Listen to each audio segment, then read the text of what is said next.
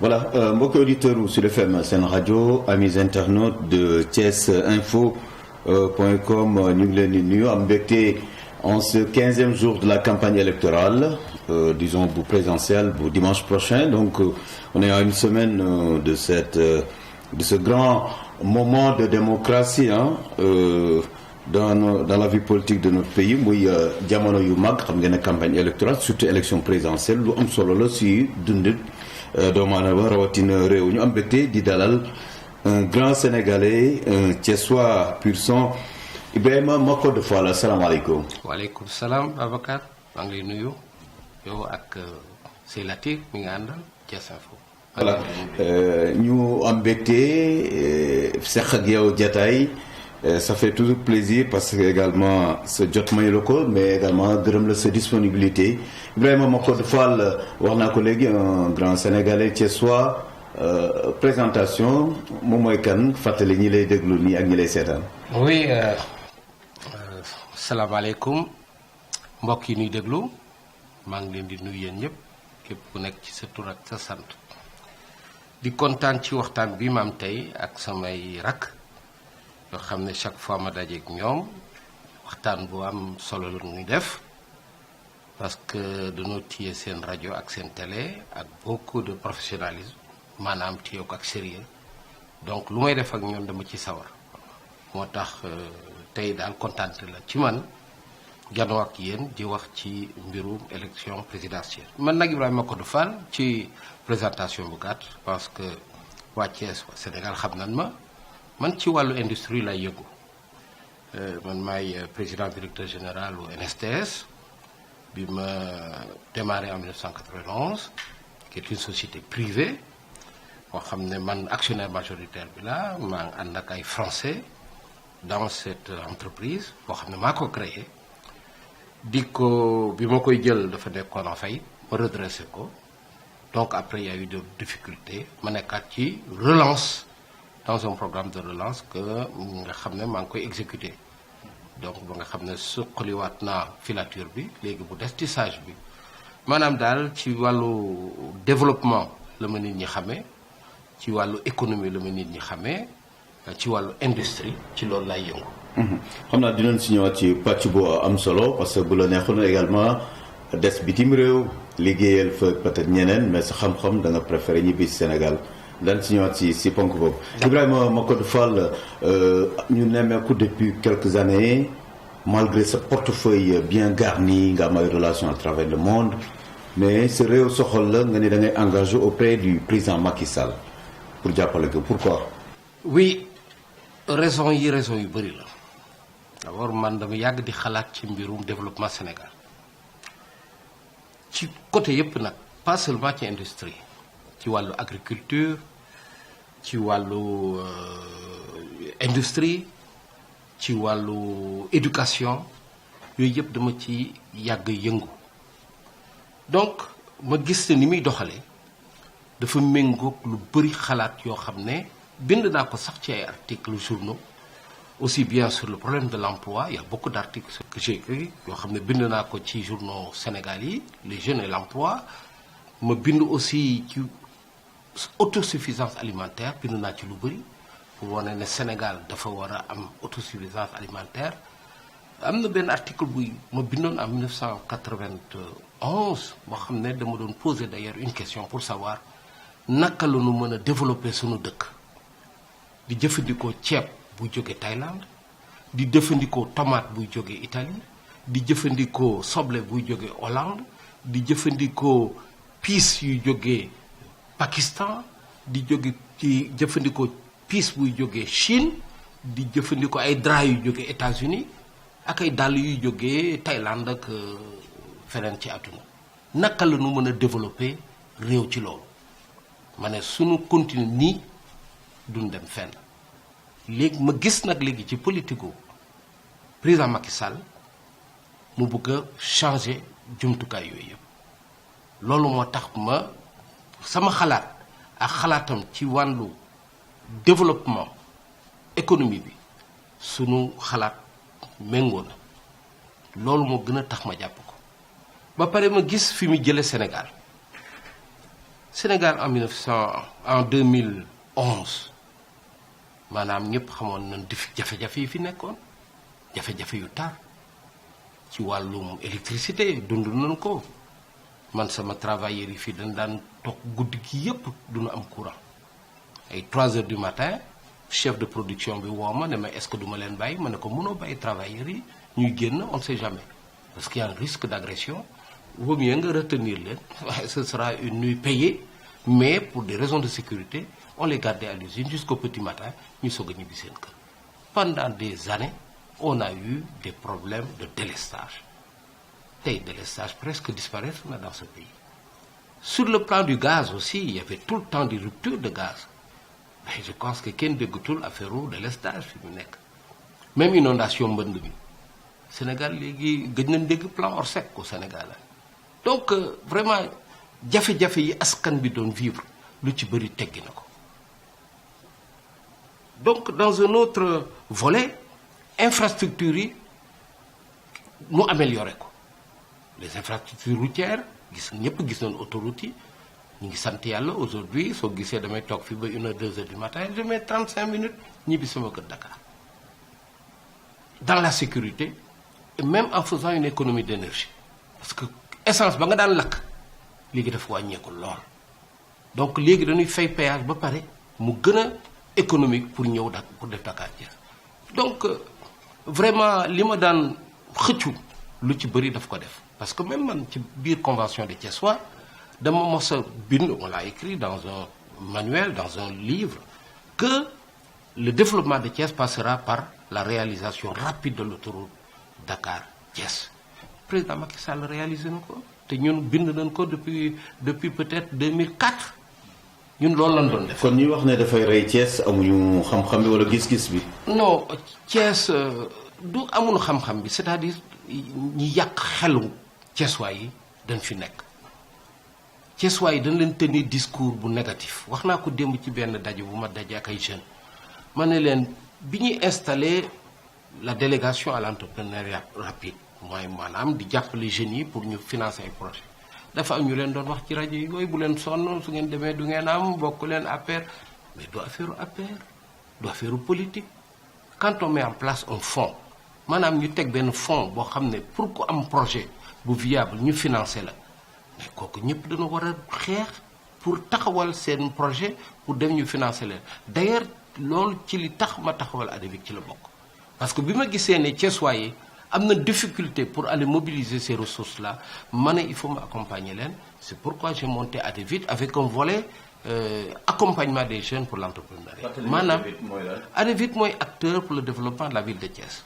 c'est un mouvement que j'ai monté au mois d'août pour jàppale xale yi nga xam ne mënuma leen embaucher parce que fii ci bunt bi am naa plus de 4000 demandes d'emploi ñoom ñëpp mënaguma leen jël dans la situation actuelle ma ne donc naa mettre en place une structure d'accompagnement et d'appui boo xam ne ku ci am idée de projet ñu aider la pour nga formaliser ko maanaam ñu nga bind ko ñu accompagner la ba nga déposer ko ñu suivre ko ba nga jot sa financement et suñu mën a mënee accompagner même dans l'exécution du projet ñu def ko donc ça c'est un volet important du mouvement ADEVIC donc pour revenir à Thiès dañu yàq xelu nit ñi parce que simplement il y a des personnes yoo xam ne maanaam dañoo bëgg a contrôler lépp luy xew ci biir dëkk bi et ça freine la ville Thiès dafa retard sur beaucoup de domaines maintenant est-ce que sur le plan du sport on est bien représenté on n'a même plus une équipe en première division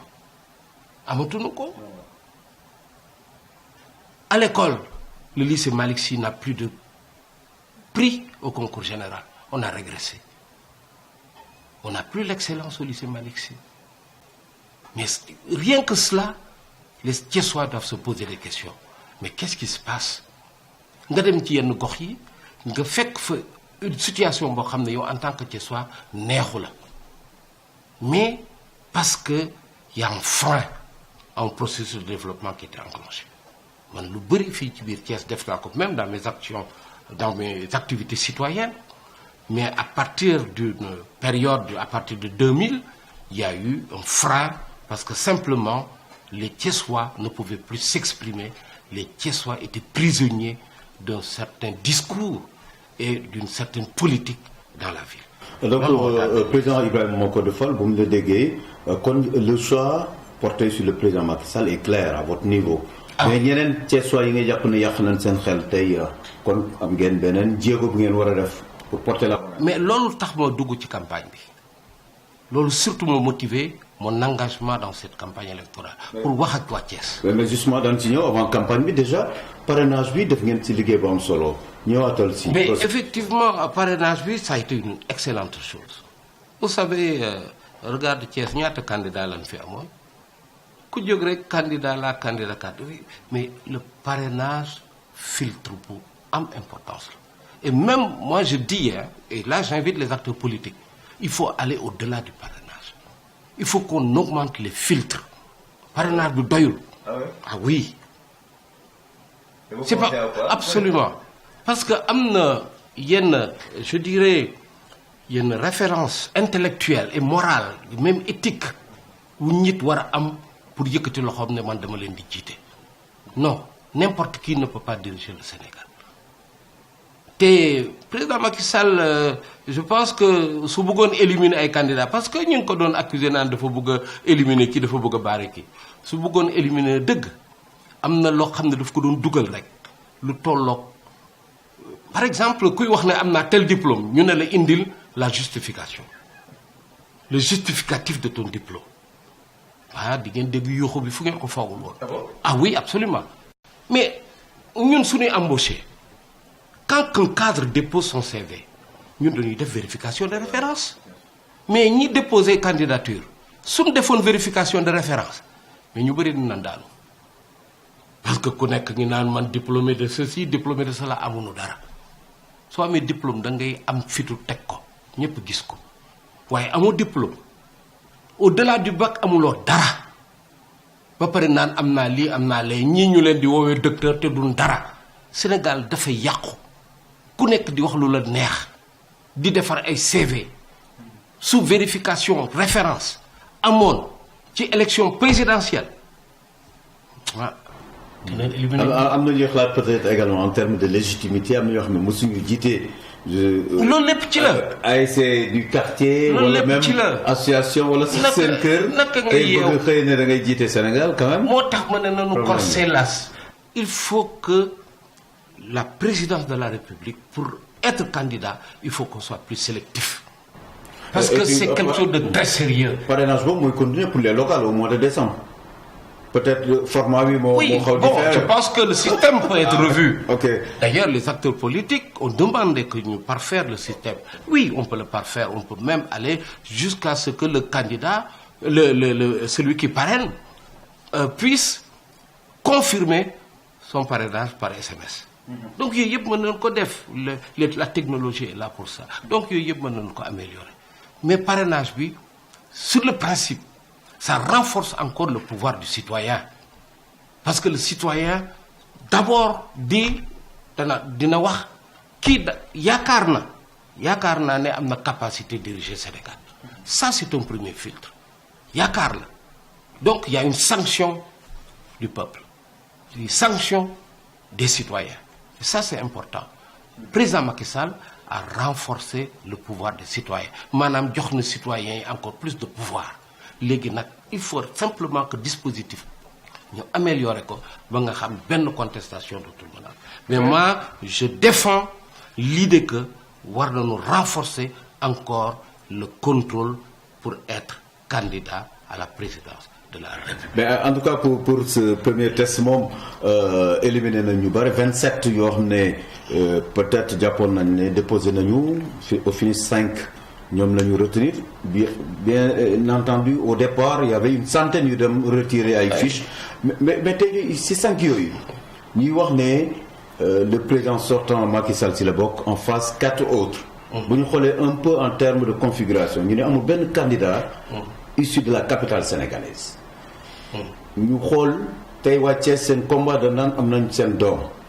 nan nga jàngatee débat boobu le candidat Idrissa Seck face au président Macky Sall et les autres bien vrai qu'am na ñuy wax ne c'est le principal challenger de votre candidat. La capitale sénégalaise bon ñun par exemple je reviens sur le parrain on a eu 5000 parrains mais vraiment sans difficulté c'est les travailleurs, c'est les adhérents de ADEVIT qui sont venus prendre des fiches et remplir et les ramener. Donc, on a eu des parrains, des gens qui ont dit que nous, on parraine le candidat Macky Sall. Maintenant, la capitale peut ne pas avoir de candidat, il n'y a pas de candidat. Senghor jaar na fi, Senghor est de Joal, Abdou Diouf est de Louga, Abdoulaye Wade est de Kébémer, Macky Sall est de Fatick. Donc, en fait, régionalisme amul place ci élection présidentielle. Élection présidentielle lu sérieux la dañuy seet kan moo am capacité pour téye réew mi pour yemale askan bi yépp yemale sénégalais yi yemale gox yi su doon équipe bu Thiès mooy dem di jouer ak équipe bu Fatick ah man de équipe bu Thiès laay faral mais du loolu su doon dañuy football match football équipe bu Thiès di jouer ak équipe bu Fatick man équipe bu Thiès laay faral mais président de la République ah loolu du dox. képp kuy wax sa biir gox man gox bi laa bokk ñi fi dëkk ñëpp dañ ma war a woteel kooku day koy wax lu la neex. nan lañu war a tànnee njiitu réew. ki amal njëriñ réew donc loolu rek lañu war a jiital. ki am capacité bi ba amal njëriñ réew mi mu dëkk Ziguinchor wala mu dëkk Bambey wala mu dëkk Casamance wala mu dëkk Koulikoro na dëkk na nekk fii. amal njëriñ réew mi yemale gox yi yemale sénégalais yi jëmale ko rek. ci kaw fal bu jëloon 5 candidats yi bëgg jiite réew mi tey ji boo leen doon natt en terme de amal njëriñ réew mi certainement xam naa sa candidat ngay privilégié mais ñeneen ñi lan mooy seen handicap. C'est évident. Vous savez, président Macky Sall, on n'a plus besoin de faire son bilan. Je pense qu'on en a tellement parlé. Bilan bi ñëpp teg nañ seen bët ñëpp teg nañ seen bët réalisation yi sur le plan social sur le plan de l'éducation sur le plan de l'emploi des jeunes sur le plan industriel à commencer par la relance de la NSTS pour revenir sur ça xam nga industrie en 2011-2012 il y avait pratiquement plus de grandes industries au Sénégal. Dans le secteur de la pêche, tëj ICS tëj NSTS tëj Sotesca tëj Sénélec chancelante, etc. Donc, il est en train de remettre le processus d'industrialisation. Maanaam mi ngi suqaliwaat industrie bi. te dans la deuxième phase du plan Sénégal émergent, l'industrialisation est une composante essentielle.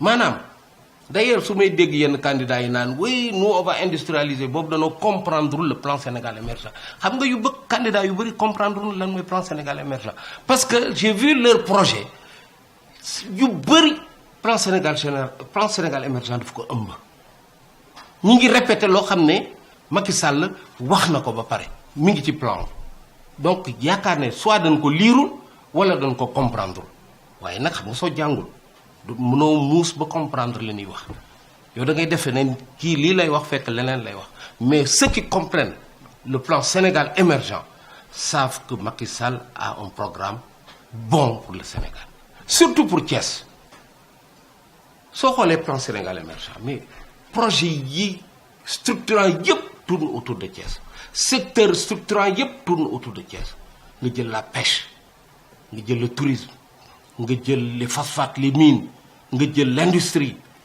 tout tourne autour de Thiès infrastructure yi xool Ila Touba léegi da ngay jël sa oto ba à moins d'une heure tu es à Touba à moins de 40 minutes tu es à Dakar donc Thiès est un carrefour et kenn waru ko ëppale ci plan Sénégal émergent aujourd'hui nit day jóge Pikine ñu jëm Diamniadio man ma jóge Thiès maa koy jëkk Diamniadio nga jóge place de l'Indépendance dem Diamniadio man ma jóge Thiès mu jëkk la Diamniadio donc Thiès est plus proche de Diamniadio que Dakar donc industrie yi fay développé Thiessois yi mën nañ fa dem wuti liggéey aéroport bi sunu aéroport la Thiessois yi mën nañ fa dem liggéey et vous allez voir dans quelques années si les Thiessois ne se mobilisent pas pour saisir les opportunités mais ñeneen ñu ñëw saisir ko donc ñun dañoo jox opportunité yoo xam ne mais ñu am ñu nekk ci dëkk bi naan leen wéy dañ leen di naax projet yi fële la yem yegsiwul projet yi ñu ngi au cœur de Thiès.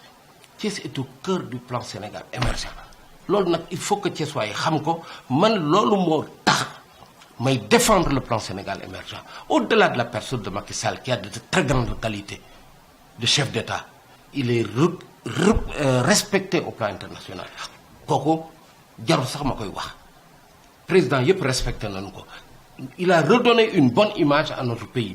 Vous savez, moi j'appartiens à un conseil d'investisseurs étrangers. Mes partenaires sont dans le CIAN, dañuy dem ci réunion yi mais appréciation yi investisseurs français yi di def ci Sénégal elles sont bonnes depuis 2012 grâce au président Macky Sall. Notre image est bonne, l'image de notre pays. Léegi les bailleurs ont repris confiance soo xoolee évolution wu même l'appui des partenaires au développement en 2011 fi mu tombé woon c'était trop bas dafa wàccoon léegi Macky Sall yéegalaat na ko plus de 5 fois pratiquement donc ça veut dire que les gens ont respecté davantage notre pays respecté nañu te considéré nañu suñu pays te d'accord nañ ci trajectoire bi ñu jël maanaam politique bi ñu taxawal d'accord nañ ci moo tax ñu ñuy accompagner et le prêt que le Sénégal a obtenu, les 7 milliards dans le cadre du PSE, est une illustration parfaite que la confiance des investisseurs est bienvenue au Sénégal. Mais terewul li ñuy wax préférence nationale nguur gi mi ngi koy sàmm. Absolument que gën a jàppale ay doomu réew. parce que dialogue bi déjà doxandeem du defar réew. dialogue bi déjà dellu si na xam nga rupture de dialogue dafa amoon Sénégal. Mon cas entre le secteur privé national et l'État le dialogue est revenu léegi tout le temps ñu ngi wax donc c'est dans ce dialogue là que même s'il y a des insuffisances su dee am na ay lu motul mais dinañ ko corriger mais la volonté politique est là pour privilégier le capital national la volonté politique s'est affirmée et de plus en plus on a vu des acteurs nationaux qui ont géré beaucoup de projets du PSE. La préférence nationale, je dirais que moi, je fais partie de ceux qui ont défendu cela depuis très longtemps. Un article, vous allez voir Sud Quotidien. Je l'avais titré en 1993 ou 94, le Sénégal d'abord, les autres après, au nom de l'économie, de la morale et de la patrie. kooku man signé naa ko moo tax su may dégg tey nit ñi naan le Sénégal d'abord man ba ma commencé xalaat ci yooyu dafay yàgg donc ça me fait sourire parce que ce que je disais depuis plus de 10 ans depuis plus de 15 ans tey ñu ngi koy répété suñu nit ñi yeewoo naan dañoo valoriser coton bi dañoo war a ci loolu la mos di défendre suñu demee ba naan dañoo war a industrialiser dañoo war a def lii moom la mos a défendre suñu demee ba naan dañoo war a jëfandikoo ceeb bu ñuy produit fii loolu la mos a défendre donc tout ce qu'on défend aujourd'hui dafa fekk ne man jiitu naa leen ci il y a plus de 20 ans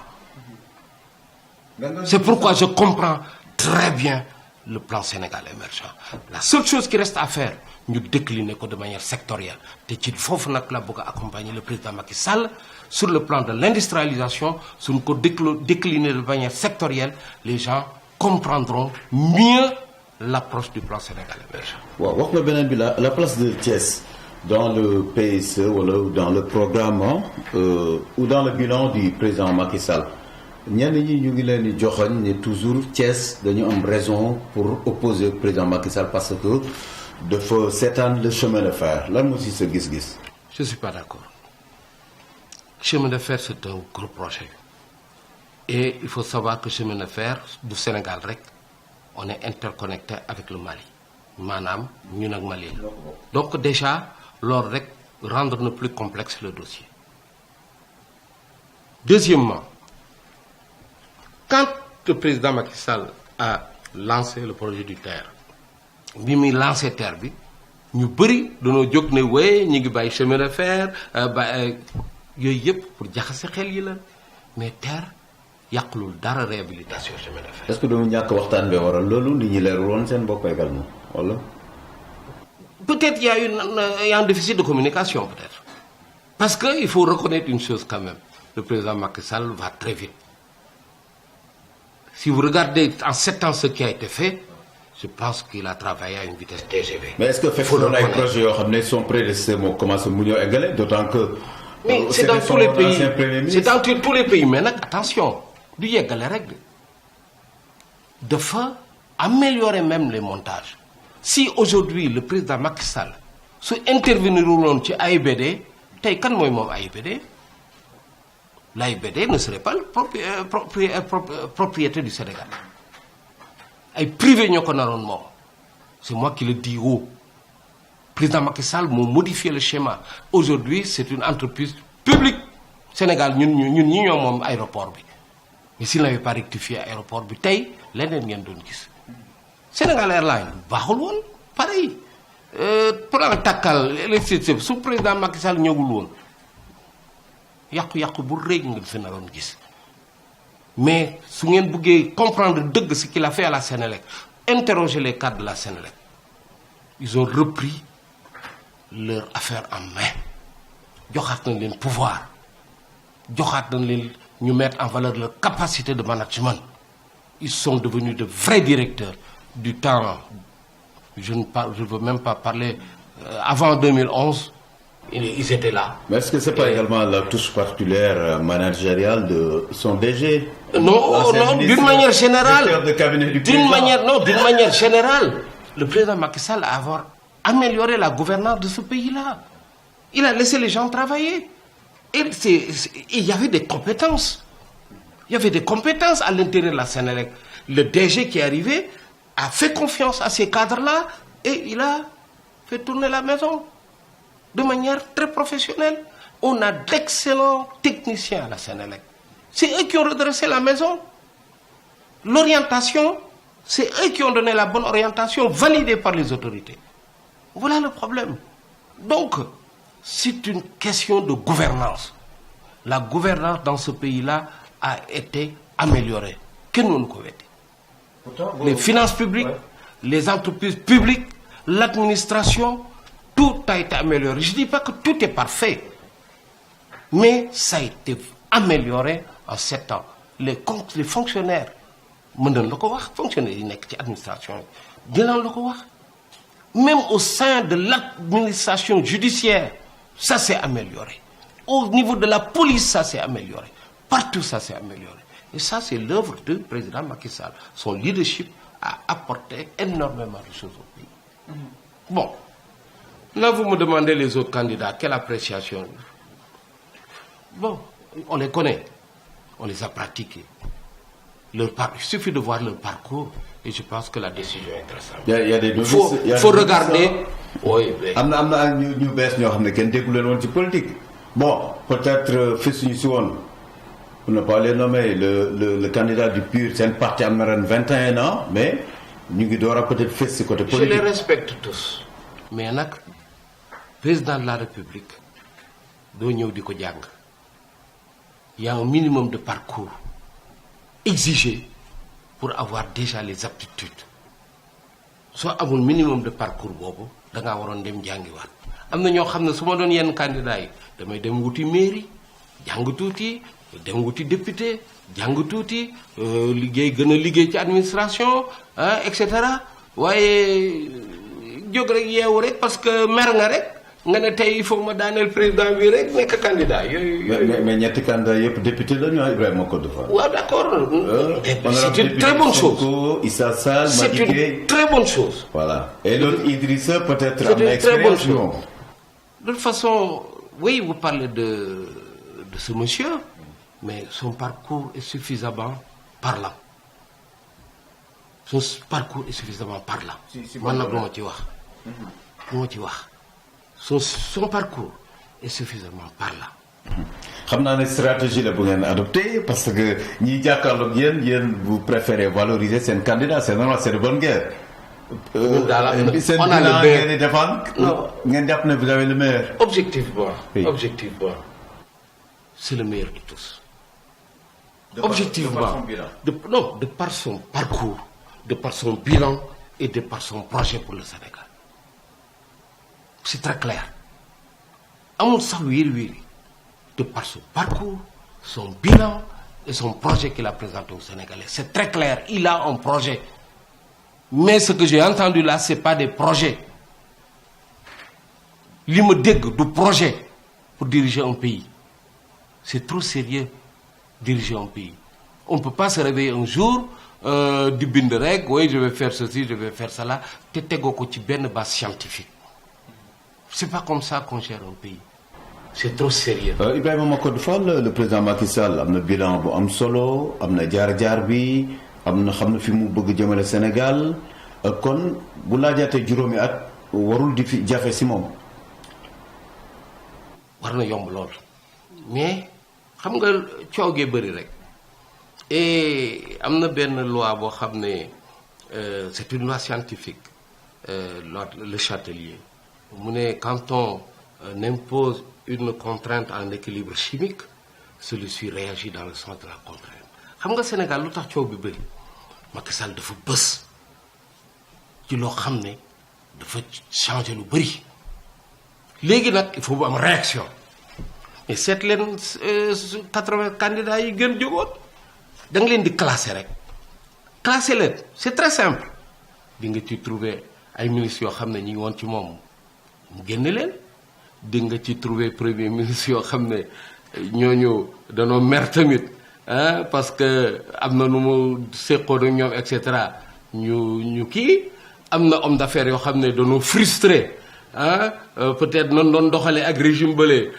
joxu leen ko ñu mer wëlbatiku ne dañ koy xeex mais classé leen par catégorie c'est très simple ñetti catégorie ka am du ma ci sori. ay mer gemb daal moo ci ëpp.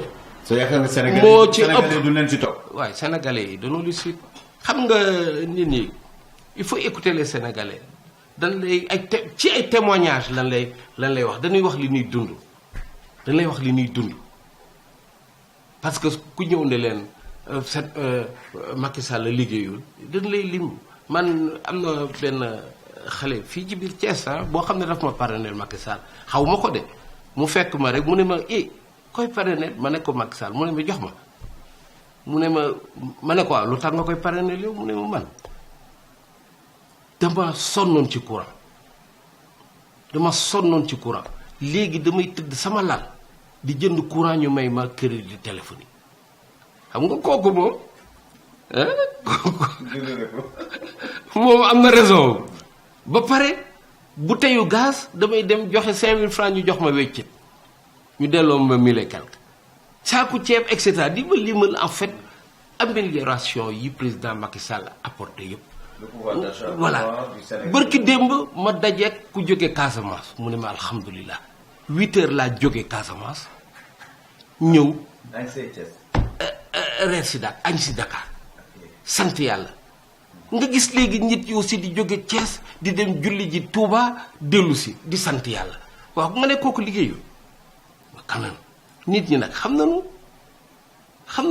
soo duggee ci xale yi dañ lay wax yenn yoo xam ne souvent li ñuy dund rek lan lay wax te donc soo seetlee bilan politique gu président Macky Sall impact bi muy am ci dund bi ak ci askan bi impact bi dafa rëy parce que jafe-jafe bi muy teggil ñi daan traverser pont Gambie bi di dem attention c'est très très important coono boobu mu leen teggil ku ko xeeb boobu xamuloo dara ñiy critiquer décision boobu ana ñi doon critiquer décision bi mu demee di jàppale waa Gambie pour Yaya Jammeh accepter la ana ñi ko daan critiquer naan wuy ingérence et cetera su ko deful woon te c'était une décision difficile à prendre waaye mot kilifa mot chef d'état moo tax mu jël décision boobu assumer ko nag jusqu'au bout looloo tax ñu am jàmm tey et impact économique sénégalais sax gisaguñ ko du dégg nañu tey ren ñu naan